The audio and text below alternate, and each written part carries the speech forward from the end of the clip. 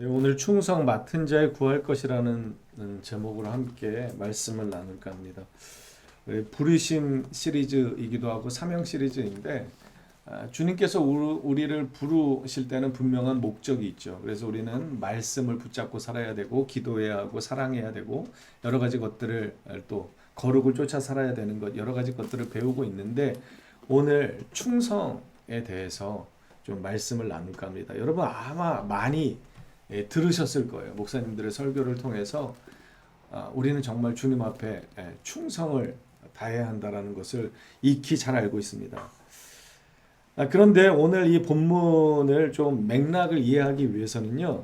전체적인 좀 부분이 필요합니다. 우리가 1절과 2절만 이렇게 나누긴 했지만 사실은 고린도 교회는 참 여러 가지 문제를 많이 안고 있었던 교회 중에 하나입니다. 그래서 사실 지금 현재를 살아가는 우리들이 이렇게 섬기고 있는, 다니고 있는 교회의 모습을 그대로 가져다 놓은 것 같은 그러한 착각이 들 만큼 고린도 교회는 지금 현대의 교회가 가지고 있는 여러 가지 그 약점들을 많이 드러냈습니다. 그 중에 하나가 분파입니다. 분파. 당을 짓는 것이죠. 그러니까 사람들이 많이 모이다 보면 서로 성향이 비슷한 사람들끼리 친해지거나 어떤 그 뭐 지역적인 특색이 있거나 아니면 학문적인 배경이 비슷하거나 여러 가지 그러한 그 공통점을 찾아서 모이게 되어 있습니다. 아니면 요즘 유행하는 게 뭐죠? 기질 테스트. MBTI라 그래가지고 뭐 방송에 나올 때마다 너는 M이냐, T냐, 뭐 F냐, E냐 막 이렇게 이런 이야기들을 많이 하는데 참고로 저는 E입니다. 예. 그런데 어쨌든 그런 여러 가지 것들을 통해서 사람들은 자꾸만 자기들의 모임을 만들려고 하죠. 그런데 고린도 교회 안에도 그러한 파가 있었다는 것입니다. 그런데 어떠한 것, 자기의 기질대로 이렇게 파당을 지은 것이 아니라 자기가 따르고 싶은 목회자를 따르면서 파당을 지었다는 거예요. 말씀을 보면요. 고린도 전서 1장 11절부터 15절에 이렇게 나옵니다. 제가 읽어드릴게요. 내 형제들아 골로의 지편으로 너희에 대한 말이 내게 들리니 곧 너희 가운데 분쟁이 있다는 것이라 내가 이것을 말하거니와 너희가 각각 이르되 나는 바울에게 나는 아볼로에게 나는 게바에게 나는 그리스도에게 속한 자라 한다는 것이니 지금 여러 지도자 이 게바는 베드로입니다. 그리고 아볼로도 있고 바울도 있고 이 말씀을 전하는 선생들이에요. 목사라고 할 수도 있죠. 그런데 나는 바울파다. 나는 뭐 베드로파다. 나는 아볼로파다. 이렇게 막 분쟁이 있다는 거예요. 그러니까 바울이 뭐라고 그러냐면 13절에 보면 그리스도께서 어찌 나뉘었느냐? 바울이 너희를 위하여 십자가에 못 박혔으며 바울의 이름으로 너희가 세례를 받았느냐? 그게 아니라는 거죠. 그리스도로 우리가 하나 되었음에도 불구하고 너희들이 왜 이런 말도 안 되는 것으로 파당을 짓느냐? 이렇게 지적합니다. 3장 21절 이하에 보면 제가 쉬운 성경으로 좀 찾아봤는데 우리 한번 읽어볼까요? 시작. 그러므로 아무도 사람과 관련하여 자랑하지 마십시오. 모든 것이 여러분의 것입니다. 바울이나 아볼로나 게바나 세상이나 생명이나 죽음이나 현재일이나 장래일이나 할 것 없이 모든 것이 다 여러분의 것입니다. 그리고 여러분은 그리스도의 것이며 그리스도는 하나님의 것입니다. 사람을 자랑할 필요가 없고 사람을 의지할 필요도 없다는 거예요. 그러면서 다 너희 것인데 너희는 누구의 것이라는 거예요? 주님의 것이고 주님은 하나님의 것. 우리는 다 하나님께 속한 자, 그리스도께 속한 자인데 왜 그렇게 사람을 의지하고 사람을 판단해가지고 이렇게 한다는 거지. 여러분 그 파벌을 짓는다는 것 안에는 어떠한 문제가 있냐면 판단의 문제가 들어가 있습니다.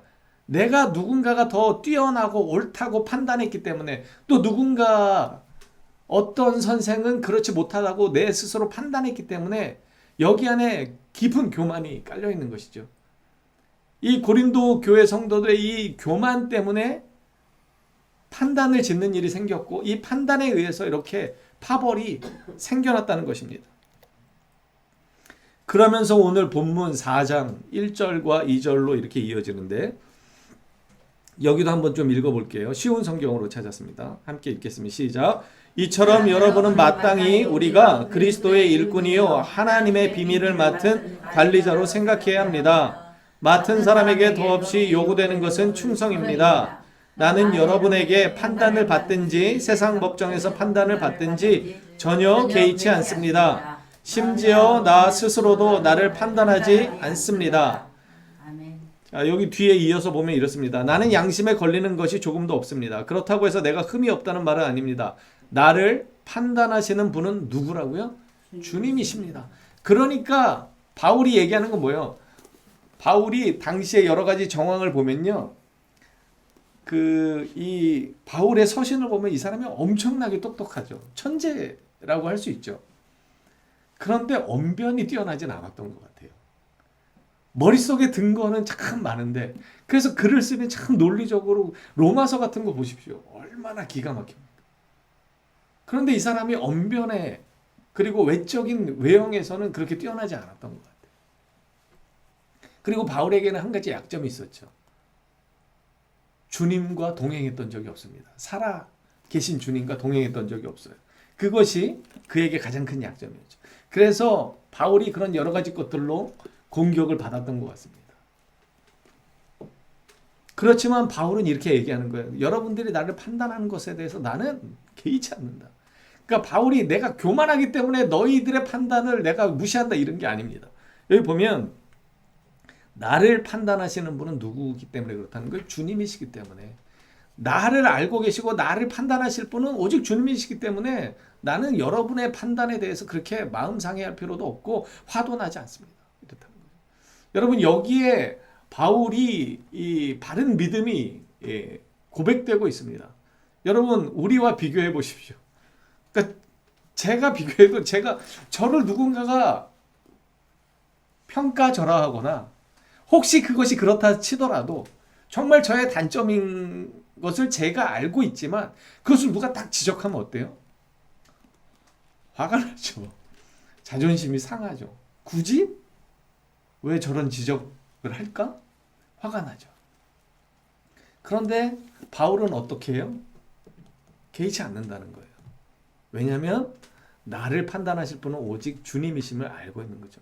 그러니까 여러분도 누가 여러분에 대해서 평가절하하거나 곡해하거나 낮게 평가한다고 막 서운해할 것도 없고 좌절할 것도 없고 낙망할 것도 없습니다. 왜요? 나를 아시는 분은 오직 누구예요?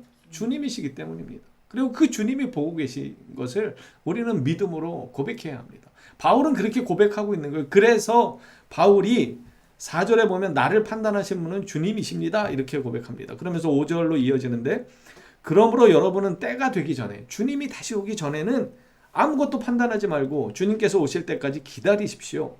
주님께서 어둠 속에 감추어진 것들을 밝히 나타내시며 사람들의 마음속에 있는 생각까지 드러내실 것입니다. 그때 각 사람은 하나님에게서 칭찬을 받을 것입니다. 믿음으로 끝까지 살아온 사람들이라면 사람에게서는 비판을 받고 욕을 먹을지 모르지만 하나님 앞에서는 칭찬받을 것이라는 거예요. 이거는 반대로 말하면 무서운 말씀입니다. 사람들에게 아무리 그런 칭찬을 받고 존경을 받았다 치더라도 하나님이 보실 때 그가 잘못되었다면 책망받을 것이라는 것이죠. 그래서 오늘 다시 이 말씀을 보면 사람이 마땅히 우리를 그리스도의 일꾼이요 하나님의 비밀을 맡은 자로 여길지어다 이렇게 이야기합니다. 여러분 여기서 일꾼이요 그 헬라어로 보면 휘페레테레스 이게 뭐 어떤 뜻이냐면요 그 큰 전함 있죠. 전함에서 제일 밑바닥에서 이 노를 젓던 노예 중에서도 제일 최하층 노예를 뜻하는 것이 바로 일꾼이라는 것입니다. 그런데 바울은 오늘 뭐라고 고백하냐면 사람이 마땅히 우리를 말씀을 맡은 자나 여러분 이것은 꼭 목사들만을 이야기하는 것이 아닙니다. 우리가 다 직분자죠. 하나님의 교회의 직분을 맡았습니다. 각자의 직분이 있다는 거죠. 그러니까 우리는 그리스도의 일꾼이라는 거예요. 그러니까 이 말도 마찬가지입니다. 내가 그리스도의 일꾼이기 때문에 누가 나를 판단하는 거예요? 주님이 판단하실 거라는 거예요. 이게 깔려 있는 것입니다. 그러면서 하나님의 비밀을 맡은 자로 여길지어다. 그러면서 2절에 이어지죠. 충성이라는 단어가 나옵니다. 그리고 맡은 자들에게 구할 것은 충성이니라. 이 충성이 신실한, 믿을 만한 이러한 뜻입니다. 그런데 국어사전에 보니까 이렇게 나와 있어요. 진정에서 우러나오는 정성. 특히 임금이나 국가에 대한 것을 말한다. 그래서 우리가 보통 뭐라고 그러죠? 충성을 다합니다. 그러니까 그 군인들이 경례하는 구호 중에 가장 많은 것이 충성이잖아요. 국가에 대한 충성. 그러니까 군인의 본분이 뭐예요? 나라를 위해서 목숨을 바치는 것이죠. 그래서 충성. 이런 구호를 많이 외치는 것이죠. 정치적인 성향을 이야기하는 것이 아닙니다. 오해하지 않기를 바랍니다.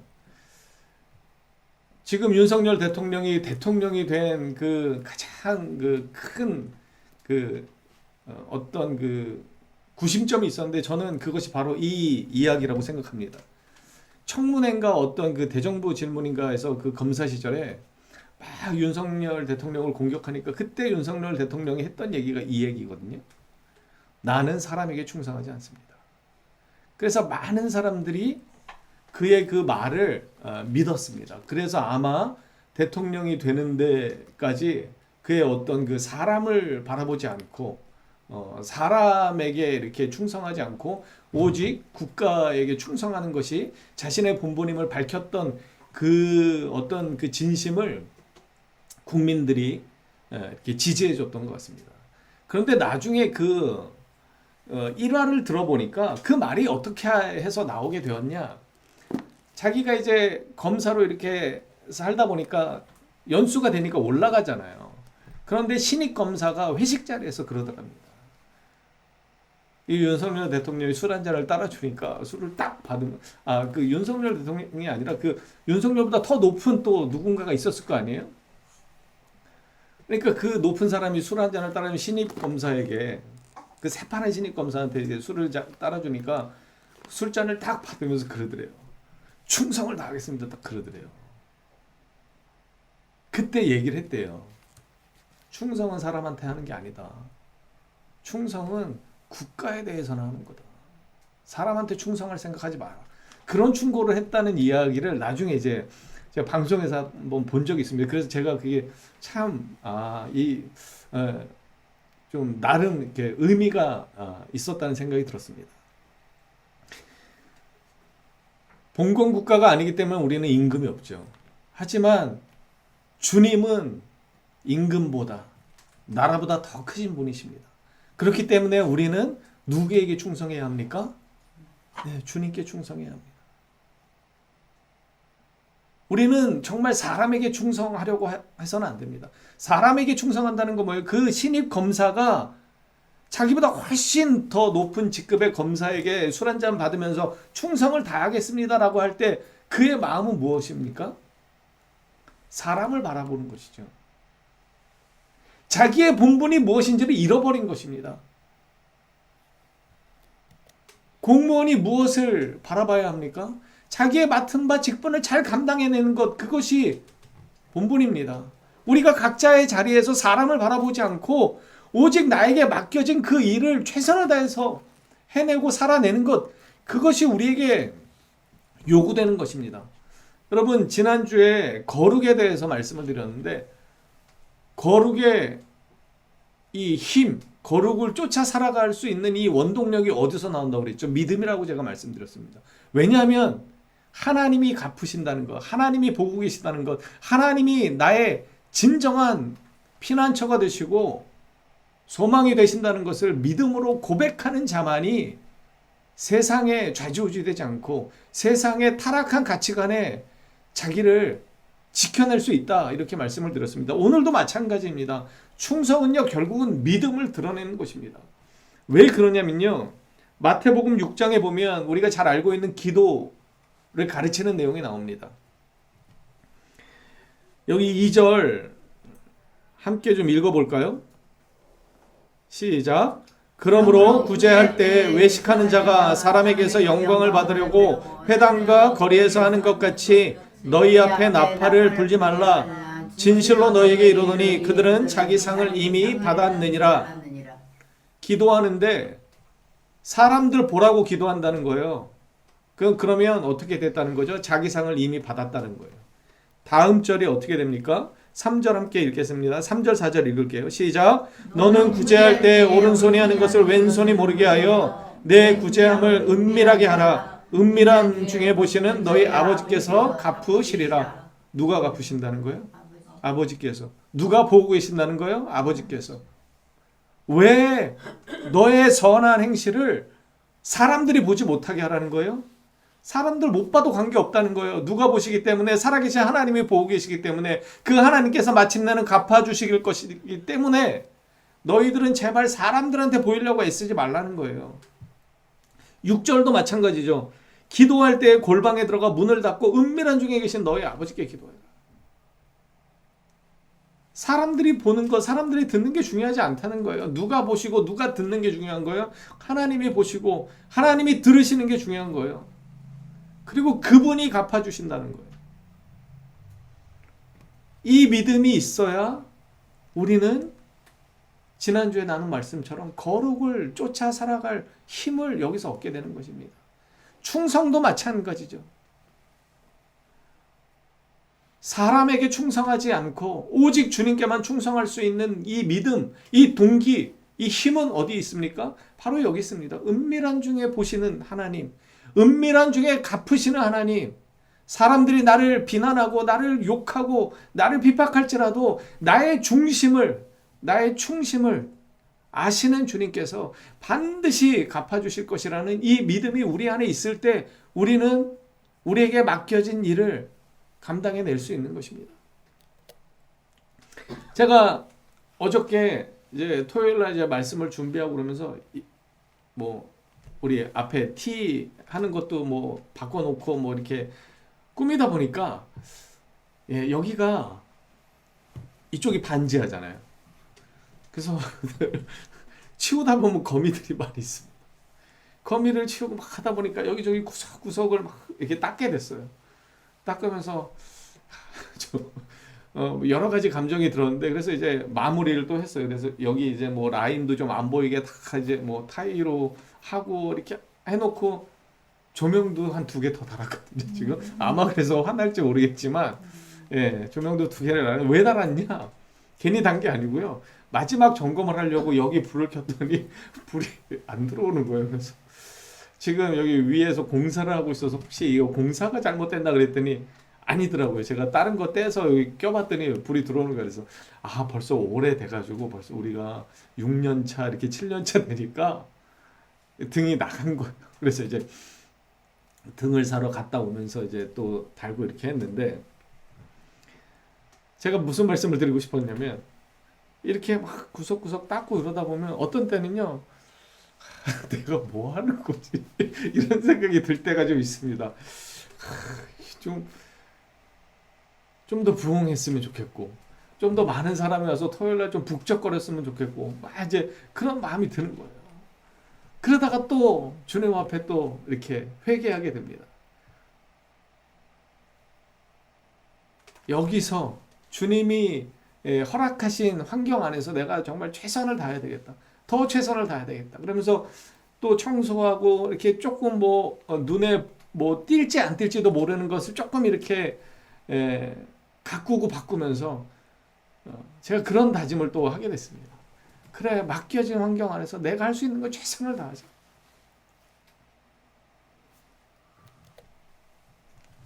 시편 139편은 다윗의 고백시입니다. 다윗이 이런 고백을 해요.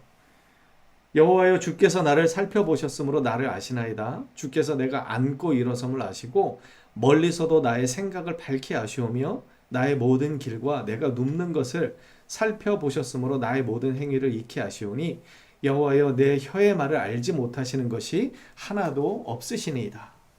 그 다음부터 더 중요합니다. 주님이 알고 계시다는 걸 고백해요. 그 다음에 어떤 고백을 하냐면 주께서 나의 앞뒤를 둘러싸시고 내게 안수하셨나이다. 주님이 안수하셨다는 거죠. 주님의 이름으로 나를 이렇게 세우셨다는 거예요. 이 지식이 내게 너무 기이하니 높아서 내가 능히 미치지 못하나이다. 내가 주의 영을 떠나 어디로 가며 주의 앞에서 어디로 피하리이까. 내가 하늘에 올라갈지라도 거기 계시며 스올에 내 자리를 펼지라도 거기 계시니이다. 내가 새벽 날개를 치며 바다 끝에 가서 거주할지라도 거기서도 주의 손이 나를 인도하시며 주의 오른손이 나를 붙드시리이다. 여러분, 다윗의 이 고백이 우리의 고백이 되었으면 좋겠습니다. 내가 어디를 가든지 어디에 있든지 나를 붙잡고 나를 인도하시고 나를 보호하시는 분은 누구예요? 주님이십니다. 그 주님께 우리는 판단받게 되어 있습니다. 여러분, 사람의 판단을 신경 쓸 필요가 없어요. 그리고 그 주님이 우리에게 일을 맡겨주셨습니다. 누군가에게는 말씀을 전하는 것으로 맡겨주셨고, 누군가는 기도의 일꾼으로 맡겨주셨고, 누군가는 또 다른 것으로 교회를 섬기도록 맡겨주셨습니다. 여러분의 자리를 묵묵히 지키는 것이 저는 충성의 한 모습이라고 생각이 듭니다. 내가 무언가 그럴싸한 일, 사람들이 보기에 대단히 좋아 보이는 일을 하지 않아도 맡겨진 그 자리를 지키는 것이 충성이라는 사실을 기억하십시오. 제가 전에도 이 복음송을 소개해드린 적이 있어요. 하나님의 부르심. 하나님의 부르심에는 후회하심이 없네. 내가 이 자리에 선 것도 주의 부르심이라. 하나님의 부르심에는 결코 실수가 없네. 나를 부르신 하나님의 신실하심을 믿네. 작은 나를 부르신 뜻을 나는 알 수 없지만 오직 감사와 순종으로 주의 길을 가리라. 제가 저번에 이거 말씀드렸었죠. 오직 감사와 순종으로 주의 길을 가리라. 근데 뒤에 가사가 이렇습니다. 때론 내가 연약해져도 주님 날 도우시니 주의 놀라운 그 계획을 나는 믿으며 살리. 주님의 계획을 믿기 때문에 오직 감사와 순종으로 갈 수 있는 거예요.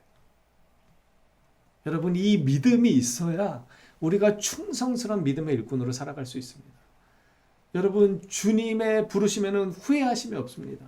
주님이 우리를 세우시면은 후회하심이 없습니다. 이게 로마서 11장 29절의 말씀이거든요. 주의 부르심에는 후회하심이 없다는 거예요.